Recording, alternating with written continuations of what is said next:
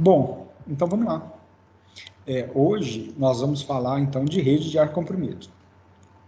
A gente já estudou aí como que o ar comprimido ele é capturado, né? Ele é admitido na atmosfera e preparado para depois ir para o ponto de utilização. Então, basicamente, nós temos o seguinte. Aqui tem compressor, aí nessa figura até mostra dois tipos de compressores. A gente tem um compressor rotativo e o compressor de pistão. Pode ser um caso real, isso é comum acontecer na indústria, né? Por exemplo, a empresa mais antiga, uma rede mais antiga, tinha um compressor de pistão, depois a empresa foi aumentando a produção dela e precisou de expandir, aí se instala um compressor rotativo. E tem empresa que deixa o compressor alternativo ainda em funcionamento. Isso tem vantagens e desvantagens, né? Uma desvantagem é o consumo de energia, porque o compressor rotativo ele é bem mais eficiente, energeticamente falando, do que o compressor de pistão, o compressor alternativo. Ele gasta menos energia. Então, observe o seguinte, aqui nós temos o compressor, do compressor sai para o reservatório, né? Do reservatório eu tenho as tubulações, então, que vão direcionar o ar comprimido até o ponto de utilização. Nesse exemplo aqui, existem os secadores, né? Que lá no estágio final, para retirar o excesso de umidade do ar comprimido. Aqui eu tenho a tubulação de bypass, né? Caso a gente vá dar manutenção no secador, eu fecho esses dois registros e vou abrir o registro de bypass, o ar comprimido passa direto sem secar. A rede de ar comprimido, então, gente, ela tem essencialmente dois objetivos. Primeiro é transportar o ar comprimido até o ponto de utilização, né? Ou vamos dizer que o objetivo dela é comunicar a fonte produtora de ar comprimido com os equipamentos consumidores. Só que a rede de ar comprimido também, ela funciona como reservatório, né? Dentro dela fica ar comprimido. Outro dia, conversando com um engenheiro numa empresa, um responsável pela área de manutenção, ele me contando que na empresa que ele trabalha, até aluno, né? Aluno mesmo, acho que foi esse mês passado, se não me engano. Ele me contando que eles optaram na empresa, em uma rede nova, aumentar superdimensionar o diâmetro da tubulação e reduzir a quantidade de reservatório. Por quê? Porque o reservatório ele é submetido a NR13, é um vaso de pressão, e dessa forma eles diminuem a quantidade de reservatórios que eles têm que fazer a inspeção, seguindo os critérios da norma NR13. Faz sentido? Faz sentido total, né? Uma vez que a tubulação não é considerada vaso de pressão, né? Porque ali ela acaba armazenando um pouco de ar comprimido lá dentro. Aí compensa aumentar o diâmetro da tubulação de tal forma que eu elimine completamente a quantidade de reservatórios? Obviamente que não, com certeza não. Vai sair muito mais caro, vai ficar muito mais perigoso e a qualidade do ar comprimido vai cair, né? Porque o reservatório ele tem umas outras funções além de só armazenar o ar comprimido. Bom, então essas são as duas funções da rede de ar comprimido.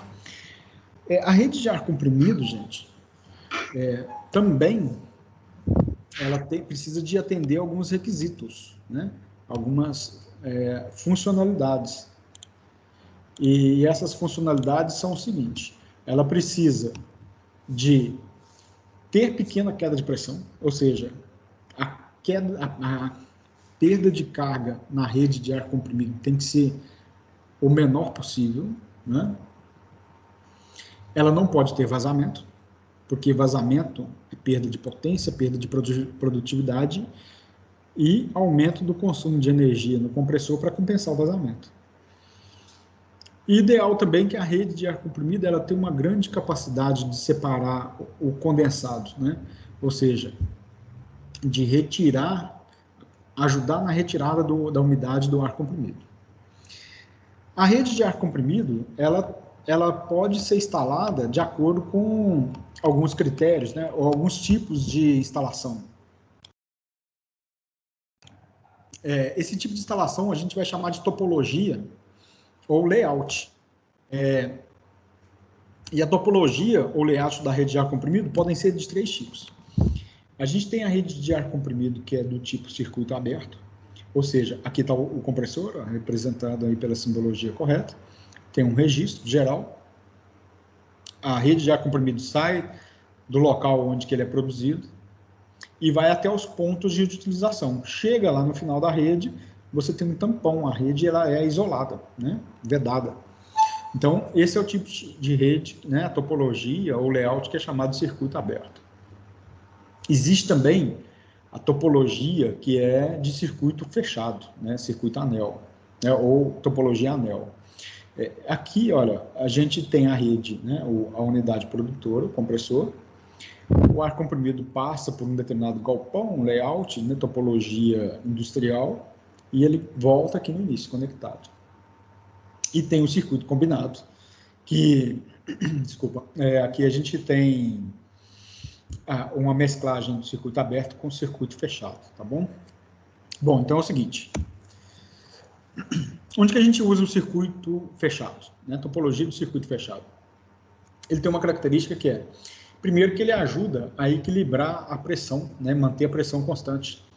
É possível também, através desse tipo de topologia, distribuir de forma mais uniforme o fluxo de ar comprimido.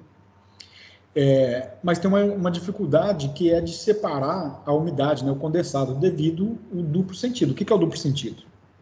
É o seguinte, quando a gente analisa essa topologia, esse desenho, aqui a gente tem a entrada da rede, né, do secador, o reservatório está lá na alta extremidade, esse é o motivo pelo qual o fluxo de ar comprimido passa a ser mais controlado.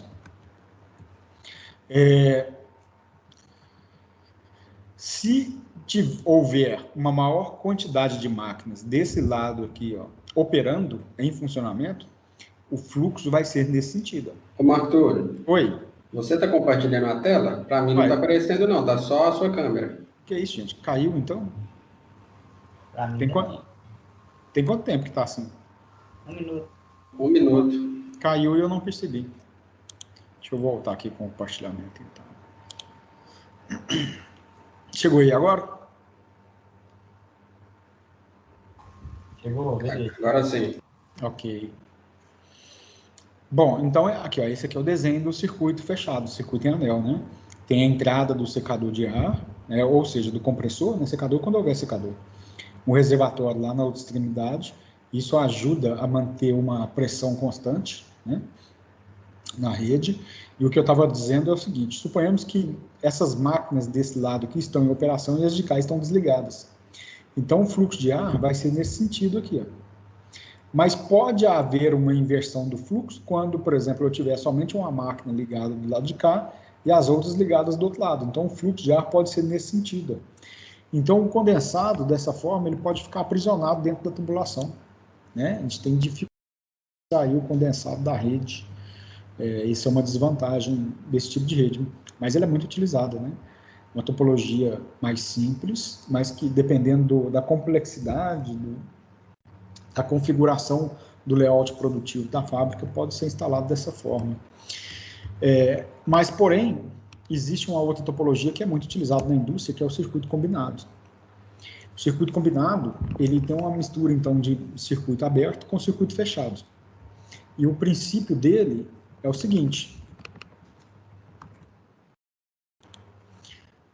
O princípio é que a gente tem trechos que é circuito aberto e tem um trecho que é circuito fechado. Então, aqui está a entrada do ar comprimido, né, que sai do secador ou do compressor, reservatório na outra extremidade. E aqui nós temos um trecho, um ramal da rede de ar comprimido, onde tem 2 máquinas instaladas. A grande vantagem é que é possível a gente isolar esse ramal em caso de manutenção. Acho que tem um slide aqui que mostra bem esse desenho, deixa eu ver. Seria isso daqui, ó, que mostra alguns desenhos dos registros, né, mas precisava de ter mais registro aqui para ficar mais claro. Então, o circuito combinado, ele tem essa vantagem que ele facilita a manutenção da rede, uma vez que a gente consegue instalar registro para poder isolar determinados ramais da rede. Tá? Ajuda a equilibrar a distribuição de pressão também, né? E permite isolar trechos de rede. Tem uma outra vantagem desse tipo de circuito, né, circuito combinado, que ele pode ser mais barato a instalação, o projeto e a instalação. Por quê? Imagina que existe um trecho da rede onde a vazão de ar é pouca. Existe um trecho onde a vazão de ar é maior. Eu consigo, então, colocar uma tubulação de diâmetro menor, onde a vazão é pequena, e uma tubulação de diâmetro maior, onde a vazão é maior, onde requer maior vazão. Consequentemente, a gente consegue adaptar o diâmetro da tubulação de acordo com a vazão em determinado trecho do circuito.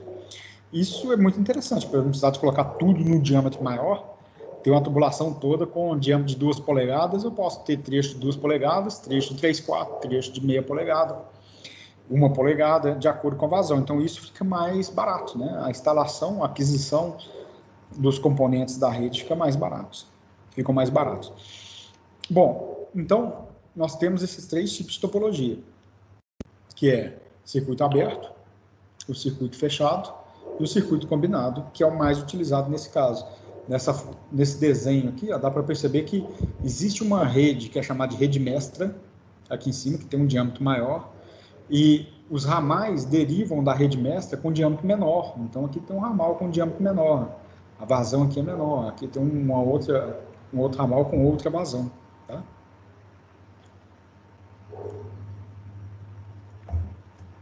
Então, a gente já sabe que o diâmetro da tubulação depende da vazão de ar comprimido, do volume de ar comprimido que vai ser transportado pela tubulação por unidade de tempo.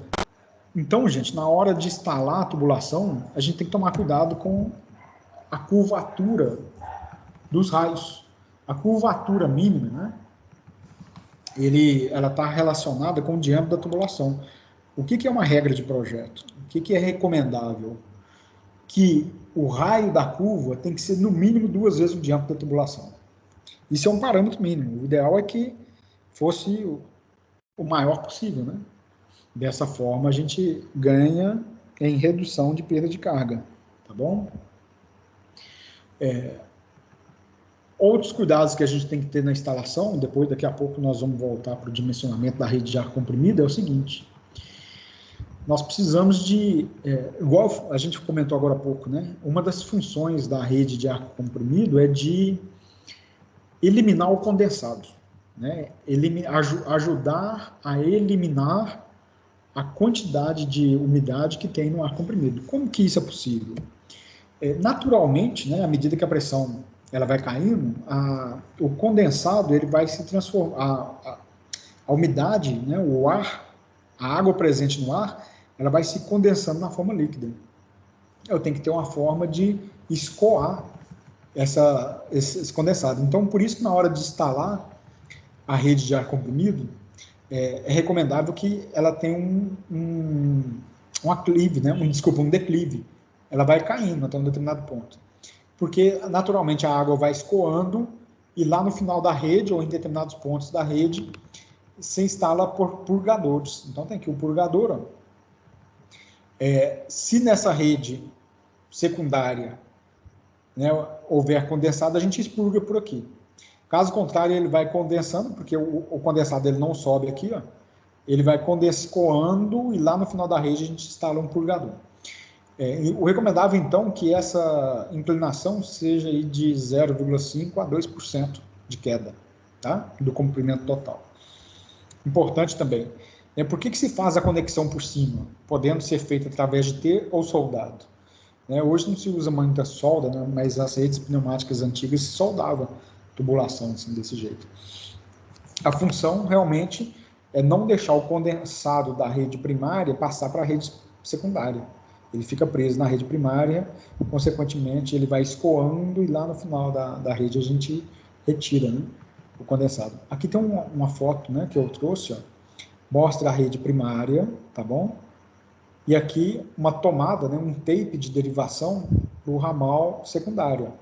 Então, ele tem essa saída aqui por cima para poder não puxar o condensado da rede primária, tá? E aqui vem para o ponto de utilização, que é a máquina aqui embaixo. Aqui tem um ponto da máquina, né? Uma mangueirinha aqui embaixo. Isso daqui é só um poste, né, para erguer a tubulação, tá? gente pode observar, né? Outra vez o aluno me perguntou o seguinte, por que está estrangulando tanto, né? Você tem uma tubulação aqui talvez de 50 milímetros, e lá no finalzinho você tem uma mangueira aí de 10 milímetros saindo. Nunca se dimensiona uma rede de ar comprimido para a capacidade atual dela. Porque se a fábrica crescer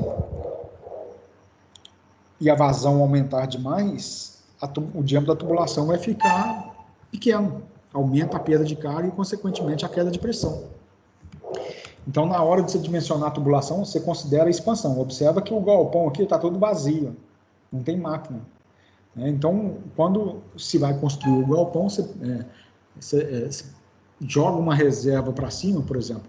Se a fábrica requer, exemplo, um galpão de 60 por 10 metros, 600 metros quadrados, dificilmente a pessoa vai construir um galpão para se encaixar exatamente, constrói com uma folga. E a rede de ar comprimido também é isso.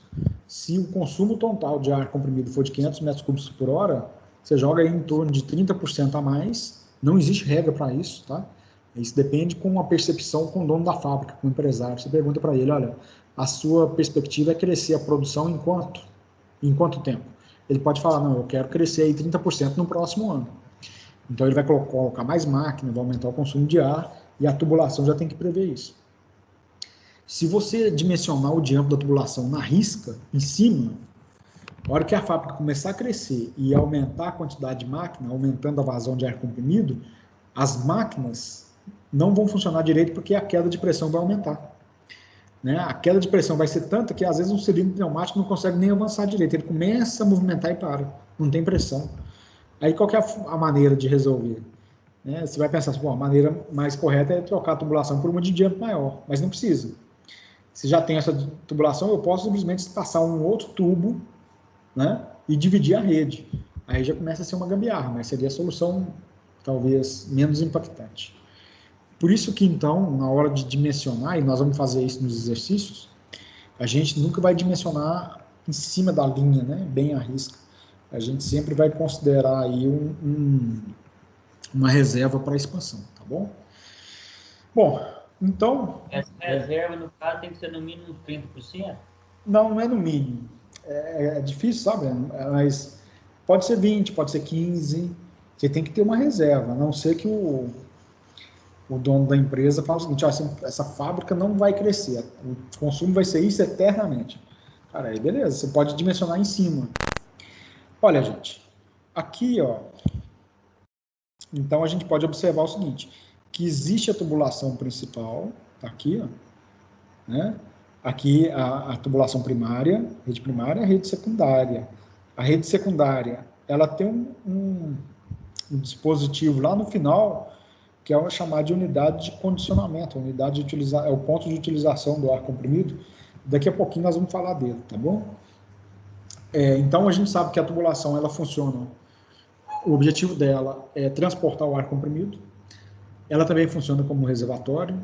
O ideal é que a tubulação tenha a menor perda de carga possível, ou seja, a menor queda de pressão possível, que ela seja capaz de facilitar a retirada do condensado e que também ela seja ausente de vazamento. Porque qual que é o impacto do vazamento numa rede de ar comprimido? Primeiro que o vazamento, se ele for pequeno, talvez ele não prejudique no funcionamento das máquinas. Mas isso é dinheiro jogado fora, algumas empresas que eu trabalhei, quando se executa manutenção corretiva e preventiva, principalmente a preventiva, tem feriado, por exemplo, feriado de Réveillon, geralmente o pessoal da manutenção vai tudo lá executar algumas manutenções que, quando a fábrica está parada, que geralmente não se para muito aquela máquina, aquele negócio durante o ano. Mas imagina que parou a produção. Então, tinha algumas empresas que eu trabalhava que ia alguém de manutenção correndo na linha, porque com as máquinas paradas você consegue ouvir o vazamento. Então, o técnico ou mecânico, o mantenedor, corria a linha de ar comprimido para, através da identificação do ruído, saber onde que tem o vazamento. Aí ele marca e depois vai retirando os vazamentos. Outro dia um aluno comentou, até mostrou para nós, um equipamento que você vai apontando para a rede ele consegue identificar onde que tem vazamento, em qual trecho da rede que tem vazamento de ar comprimido. Gente, o que é o impacto do vazamento numa rede de ar comprimido? Eu copiei essa tabela aqui de um catálogo da Parker. Obviamente ele está fora de escala, mas dá para ter uma ideia de tamanho, né? De comparar tamanhos. Veja bem, se o diâmetro de um furo, né, do vazamento numa rede de ar comprimido for de 1 milímetro, vai escoar aqui 0,01 metros cúbicos por segundo. Nós estamos falando de 1 litro de ar por segundo. O que isso vai requerer a mais do compressor? Requer 0,4 cavalos, 0,4 CV a mais de potência, para ele compensar essa vazão aqui que está perdendo, tá? Numa pressão de 588 kPa. Isso aqui são unidades inglesas, 85 PSI. Então, aqui tem pés cúbicos por minuto, que é o CFM, né? Mas aqui a gente não trabalha muito, nós vamos trabalhar aqui, ó, que é metros cúbicos por segundo, a uma pressão de 588 kPa. Então, 1 milímetro, o furo de 1 milímetro de vazamento, ele vai requerer do compressor 0,4 CV a mais. Aí 3 milímetros, né? Com essa vazão aqui, ó, vai requerer 4,2 CVs. Agora, imagine um furo, né, de 10 milímetros. 10 milímetros é uma conexão aberta, né, um rompimento da tubulação, 10 milímetros de vazando ar comprimido. O compressor vai precisar de 44 CV a mais. Aí você vai falar, mas meu compressor é de 10. O que isso significa? Significa que seu compressor nunca vai entrar em alívio. Ele vai ficar o tempo todo trabalhando sobre regime de carga, só comprimindo o tempo todo. Né? No caso de compressor de parafuso, sempre está, o de pistão também, né? O alternativo também, sempre está lá vazando, né? E sempre está trabalhando. Ou seja, gente, no fim das contas, isso é energia jogada fora, né? É a quantidade de energia que está sendo desperdiçada, tá bom? Através do vazamento. Bom, então, o nosso ponto final de utilização lá do ar comprimido é justamente onde eu tenho que fazer uma tomada, uma conexão da rede principal para a máquina. E ali é conveniente da gente fazer mais 2 a 3 etapas finais de preparação do ar comprimido. Eu falo 3 porque em alguns casos podem ser 2. É uma filtragem final antes do ar comprimido entrar na máquina, fazer um ajuste final de pressão, porque às vezes a pressão da rede principal é de 10 bar de pressão e a máquina funciona com 6. Tá? Então você faz uma regulagem de pressão e lubrifica o ar comprimido. Por que lubrificar o ar comprimido? Muitos equipamentos pneumáticos ainda precisam de lubrificação. Tá? Já existe agora uma linha nova de alguns fabricantes que é equipamento pneumático a seco, ele não precisa de lubrificação. Ou seja, ele já tem uma vida útil extremamente alta. Eu vou te dar um exemplo. Né? Lá no laboratório, na faculdade, os equipamentos não são equipamentos secos. Eles precisam de lubrificar, mas a gente não lubrifica. Por que não? A intensidade de uso é tão baixa que a lubrificação não faz diferença. O equipamento pneumático ali, ele vai durar até acabar. Né? Então, a falta da lubrificação não vai danificar a vida útil, né? Não vai reduzir a vida útil dos equipamentos. Agora, na indústria, sim. Você tem uma indústria onde você tem um cilindro pneumático, uma válvula pneumática, que é acionada, por exemplo, 60 vezes por minuto, ou seja, a cada segundo você tem um acionamento, você tem que lubrificar. Se o equipamento exige lubrificação, você precisa lubrificar. As linhas pneumáticas sem lubrificação são mais caras, são componentes mais caros. Então, essa é uma questão, tá? Bom, então veja bem, a etapa final, ela pode ser, então, composta da seguinte forma. Regulagem de pressão, filtragem e lubrificação, talvez. Talvez sim, talvez não. Então, veja bem, um detalhe. Esse conjunto que faz essa etapa final, a gente chama de unidade de conservação. Mas muita gente conhece por lubrifil. Lubrifil foi o nome que a Festo deu. A Festo, né? Ou Festo. Em alemão é Festo que se fala. Então, lubrifil, porque ele lubrifica e filtra, né? Conjunto lubrifil. Aqui está uma foto do conjunto, né, lubrifil, ou da unidade de conservação. Então, nós temos aqui, ó, a primeira etapa é a etapa de filtragem. Nós já até vimos esse tipo de filtro, que é o filtro ciclone, tá bom? Depois tem uma etapa que é de regulação de pressão. Então, tem uma válvula reguladora de pressão. A gente já estudou lá na hidráulica. Depois nós vamos estudar aqui na pneumática como é que é o funcionamento dela. Depois da etapa reguladora de pressão, tem a parte de lubrificação. Aí tem um copo aqui lubrificante, ó, e o efeito de lubrificação, ele acontece pelo efeito Venturi. Daqui a pouquinho eu vou explicar para vocês, tá bom? Esse conjunto, ele tem um registro geral, ó, com uma válvula solenoide, por exemplo, que eletricamente você pode cortar o suprimento de ar comprimido. Dá um comando na válvula e fecha a passagem de ar aqui para a máquina toda, tá? Separadamente aqui nós temos, ó, conjuntos que podem ser só filtro, só lubrificantes, só reguladora de pressão e filtro sem lubrificante. Então isso vai de acordo com o fabricante. Aqui embaixo tem o purgador, ó, no filtro tem o purgador. O copo aqui tem que ficar cheio de óleo, né, para fazer a lubrificação. Tem uma marca do nível máximo de óleo que tem que ter e o nível mínimo. E aqui é o copo onde fica o condensado e as impurezas, tá bom? A simbologia está aqui, nós vamos usar essa simbologia aqui da BNT, ó, que é essa de baixo. O tracejado indica filtragem. Essa bolinha com a setinha indica regulagem de pressão, que representa o manômetro. E esse pontinho aqui, ó, esse tracinho, indica lubrificação. Esse aqui é o símbolo da unidade de conservação, que vai lá na entrada da máquina, tá bom? Bom, o filtro, a gente já falou dele, né, somente, né, quando estava falando lá na saída do compressor, o princípio é o mesmo, o filtro ciclone.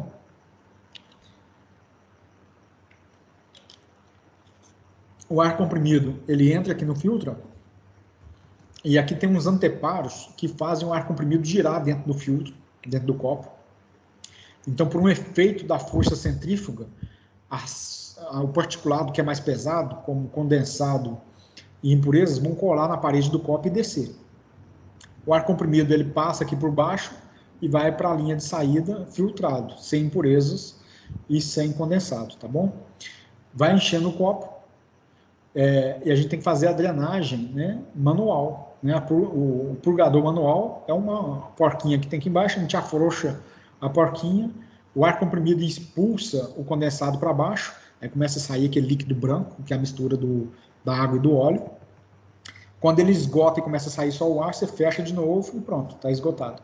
E tem o purgador automático, né, ou dreno automático, que por uma questão de diferencial de pressão, quando o copo ele enche, ele abre e esvazia. Aí a pressão, né, volta a subir e ele fecha de novo. Né, a diferencial de pressão se anula, aí ele fecha e ele vai purgando condensado de forma automática, tá bom? Aqui é uma válvula reguladora de pressão.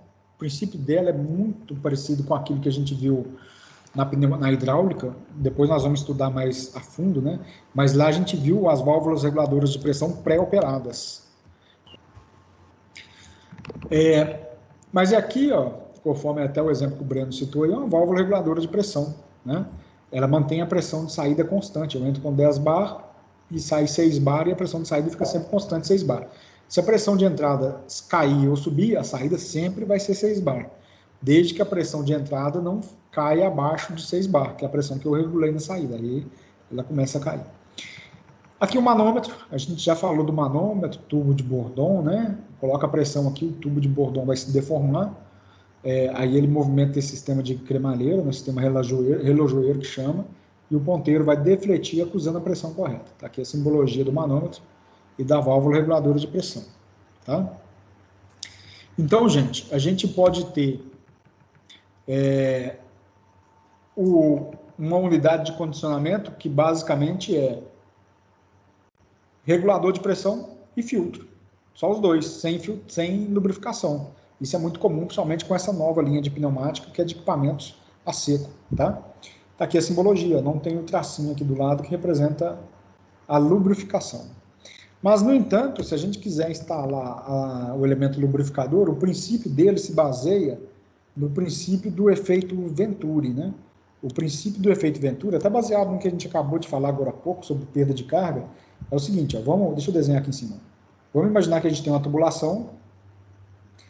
Aqui a gente estrangula a tubulação, ó, um diâmetro maior, depois eu volto e aumento o diâmetro de novo. Isso aqui é chamado de tubo Venturi, lá da mecânica dos fluidos e fenômenos de transporte. Bom, o fato é o seguinte, a tubulação aqui, ó, o fluxo na tubulação está a uma determinada velocidade V1, aqui a velocidade V2 vai ser maior. E depois a velocidade V3 aqui, ó, volta a cair de novo. Onde a velocidade é maior, isso é o princípio de Bernoulli. Onde a velocidade é maior, a pressão é menor. Então aqui nós temos a pressão P1, e aqui no centro, aqui, ó, tem a pressão P2. Então olha só, a gente sabe que pressão P1 ela é maior do que a pressão P2. O que a gente pode fazer é o seguinte, ó, a gente instala, vou tirar uma tubulação aqui, ó, e coloco essa tubulação aqui num fluido. E vou pegar outra tubulação e conectar aqui, ó. A pressão que está aqui em cima, ela vai empurrar, né, aqui tem que ser vedada, ela vai empurrar o óleo que está aqui dentro para dentro dessa tubulação. Porque a pressão aqui dentro, P1, ela é maior do que o P2 que está aqui no centro da tubulação, ó, devido ao efeito Venturi. Então ela empurra o óleo através dessa tubulação mais fina aqui. Aí quando chega aqui o óleo, o ar comprimido ele passa pulverizando e levando o óleo na forma de gotículas para dentro da rede pneumática. Isso lembra muito, na verdade, é o mesmo princípio da pistola de pintura. É a mesma coisa. É o efeito. Arrasta o óleo, né, Marco Antônio? Oi? Ele arrasta o óleo, né? Ele suga. Aí veja bem, o que empurra o óleo. Deixa eu fazer um outro desenho aqui, ó, agora na tubulação. Ó. Aqui a gente observa que aqui tem um estrangulamento. E daqui se tira uma tubulação que desce para cá, ó. Essa tubulação aqui, ó. A pressão nesse ponto aqui, ó, vou chamar de P2. E aqui é a conexão da entrada. Aqui nós temos a pressão P1. Só que P1 é maior do que P2. E observa que essa pressão P1, ela está aqui, ó. Então aqui nessa câmara a gente tem a pressão P1.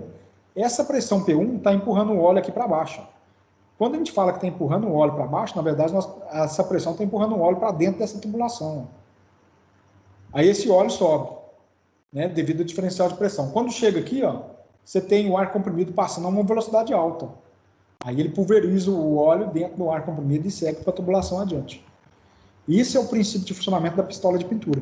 Então, o ar comprimido, ele sai aqui já com uma certa quantidade de óleo para poder lubrificar os componentes internos. Aqui existe uma manopla, ou uma porquinha, uma rosca, né? Uma porca, que dali a gente vai regular a quantidade de óleo que está na tubulação, no ar comprimido. Tá? Você, né, vai regulando ali para colocar mais óleo ou menos óleo na rede, né, para lubrificar os componentes. Entendido?